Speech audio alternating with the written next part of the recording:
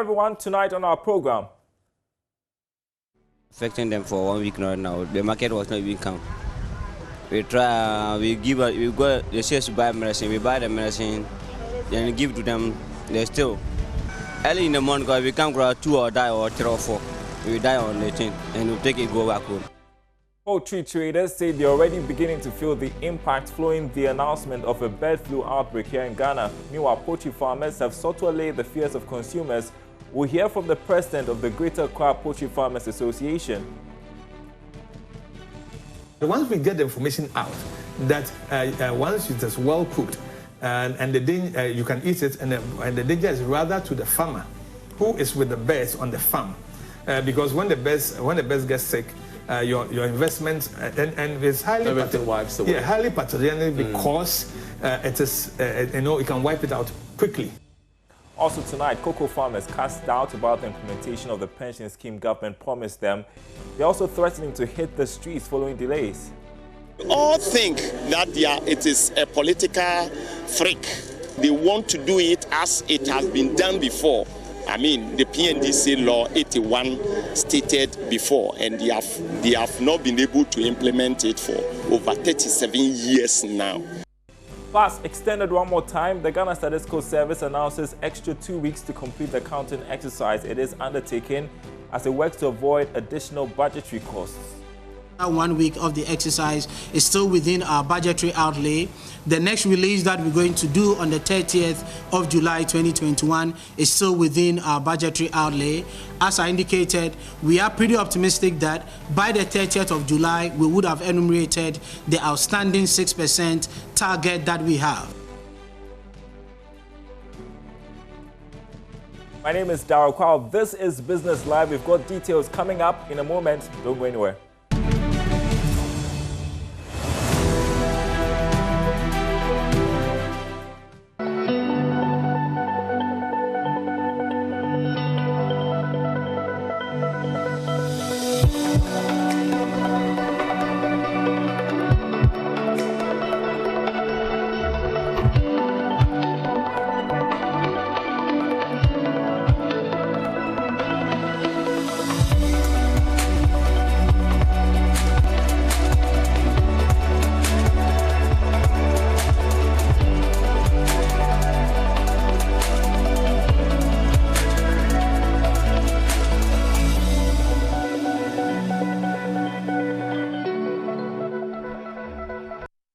Welcome back.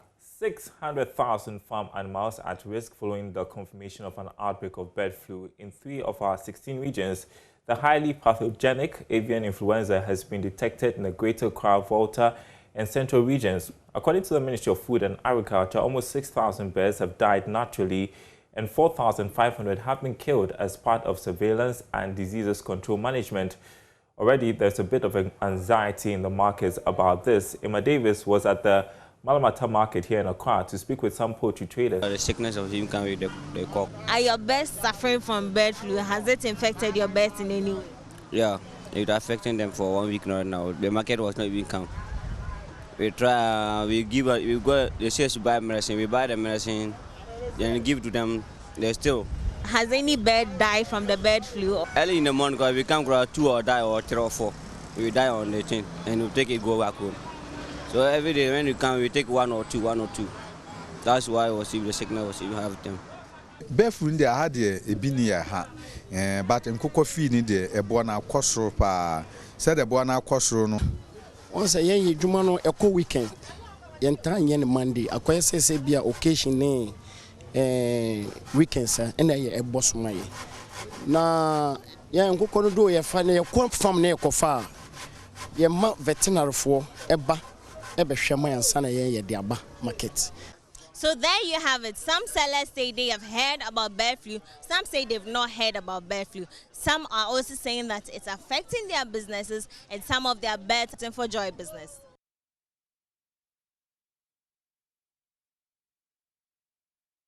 Meanwhile, president of the Greater Accra Poultry Farmers Association earlier today sought to allay fears about the consumption of poultry as a result of the outbreak.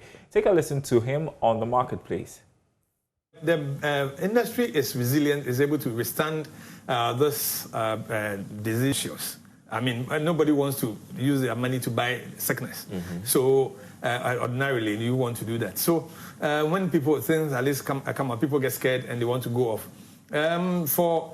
You know, the adverts that you played in terms of the interview that was had at Malamaki, sanitary conditions are not high, and then they are not using the disinfectants. Then some birds can get into Gomboro, they can get into Newcastle, they can get into coccidiosis.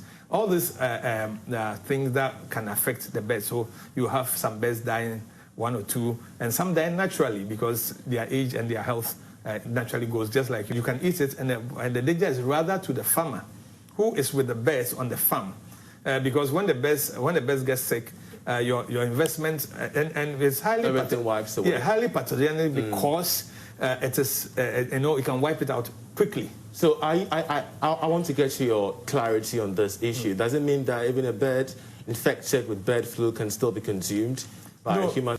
If you are consuming chicken, you should go ahead. But if the bird is infected, no. There's no way, because even the farmer must not. So how is your association going to ensure that farmers do not put out for sale most of these poultry birds affected, killed by the bird flu? Yes.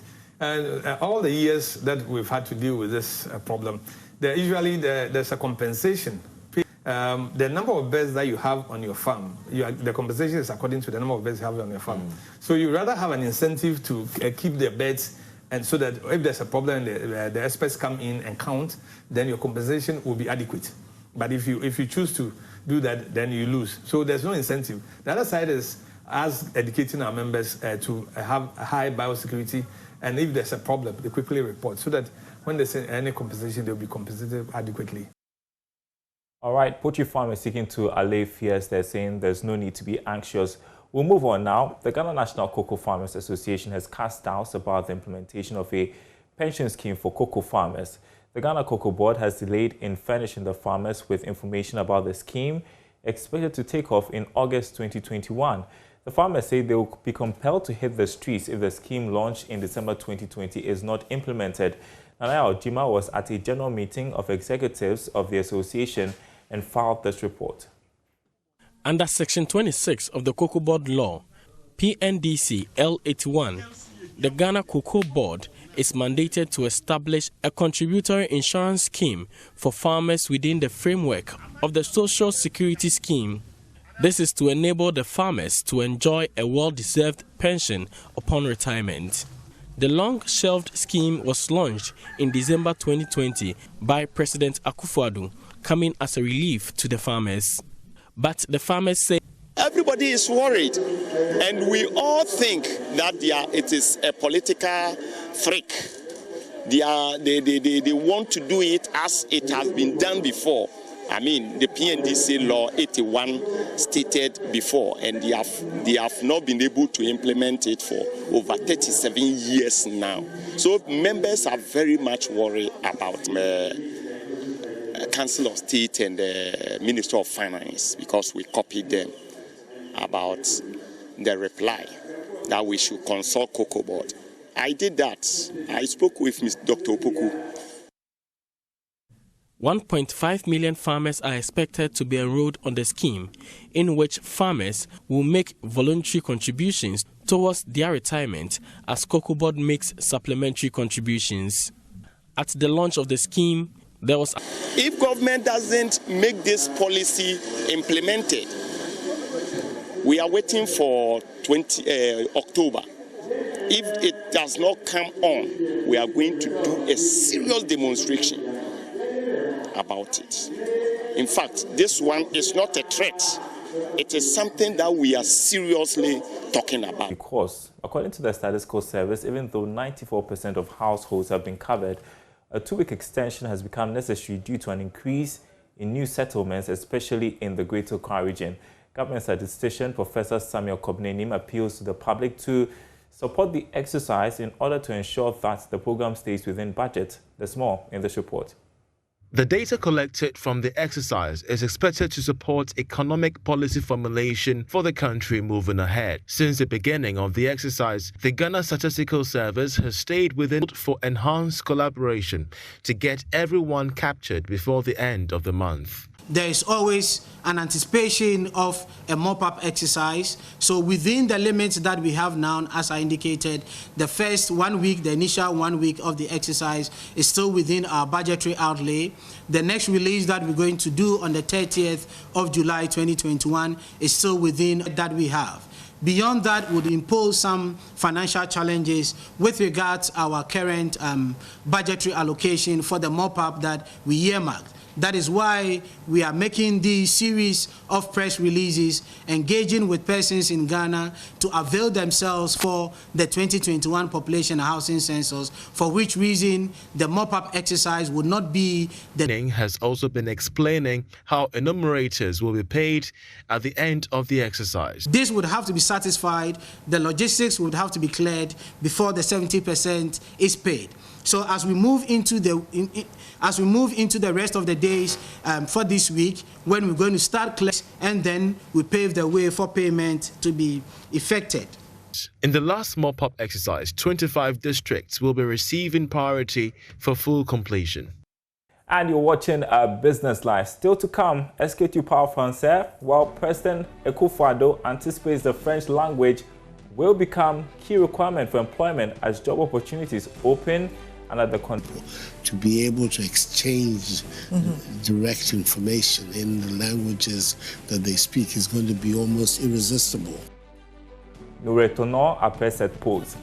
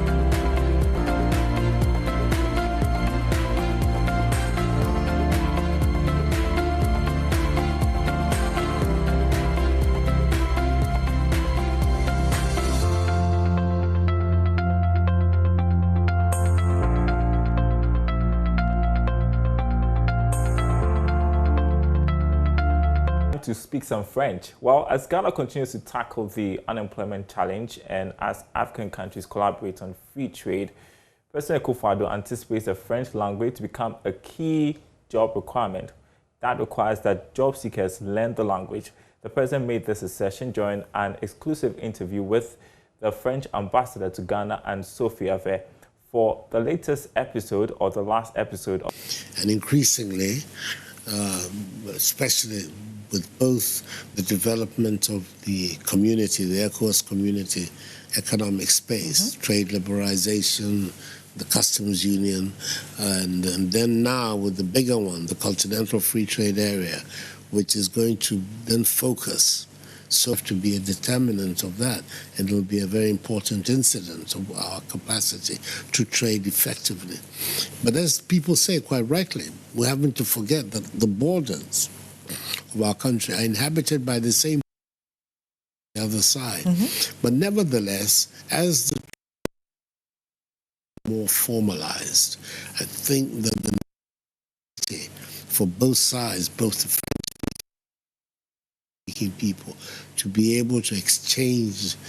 To point when you apply to in a company for a job, when you're looking for a job, having French on your CV will be as crucial as having English on your CV when you apply to France. I think that, of course, as Ghana's export potential, capacity, yes, the Ghanaian companies will be looking to populate the sales departments, the international sales departments, export departments with people who have the facility in the language. I can see that coming very easily. And in any event, the greater the links, The stronger the integration, and you're talking about links of language, of culture, of blood.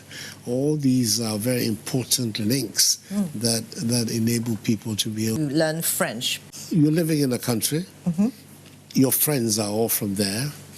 You live within French social circles. You have no choice. You pick it up. You have to pick it up. It's as simple as that. And I think within 6 months of being in Paris, I could make myself understood, and I could also follow serious conversations in the language, and it grew from there. Well, that's quite amazing. One or two French people of your, how do I put it, gender, do I say? Women. Yes. Oh yes, this kind of teaching. I see. That was President Akufo-Addo there. Upon no continue on. The Vice Chancellor of the University of Kigali, Professor Tombola Gustav, is asking African universities to develop educational programs that support their economies. He told Joy Business's Otile and Tiamwa that Rwanda does not plan to export Greek products, but said the current agriculture is not of the way our ancestors used to do. We are doing agriculture using technology. Technology or agriculture uses technology. We are developing softwares for irrigation, for example. We are not saying that it should be agriculture. When it comes to Rwanda, for example, if I can talk of the Rwandan context, if a university is to start, it has to develop or to design programs. I believe it is everywhere. That's how it is. And then the first thing is to assess the local market. If there is a gap, if there is a need. When you come to the Rwandan context, agriculture or students in the Faculty of Agronomy, this is not a need. Because we have the University of Rwanda offering the agriculture sector in education. We have another university offering agriculture, meaning that if you are going to apply for agriculture, the first question which will be asked from the Ministry of Education will be, what are you bringing new comparing to others? Rather, you need to bring in the programs which will help the agriculture to be more modern than the way it was used before. That's why we are having this program of computer sciences, information technology, and business information technology. But again, if I come to Rwanda, being a country of like 27,000 hectares, okay, it's a small country, 27,000 kilometers, square kilometers. It's a small country. With about a population of 12 million? Exactly, a population of 12 million. What we are trying in Rwanda, we are trying to shift from the agriculture, from the industry, which is heavy, to the service industry. Tourism, for example, the service, like technology is a service, the banking is a service. That's how the transport, those are the sectors Rwanda is focusing on. Maize, for example, instead of going for agriculture when we don't have enough space, we leave agriculture for other countries, even though we cannot say, no, we are not going to invest more in agriculture, but our focus is on the service. Our focus as Rwanda is on the service delivery, is on the industry of service. Great stuff, and that's our program tonight, but there's so much more you can follow up on our website, myjoyonline.com/business. There you see those stories. NIC to revoke licenses of insurers that failed to recapitalize by December 31. Also, salaries and interest payments, biggest government expenditure in Q1. That's according to PFM Tax Africa. So much more to read on myjoyonline.com/business. My name is Darryl Kwao. Thanks for watching. We are back same time tomorrow.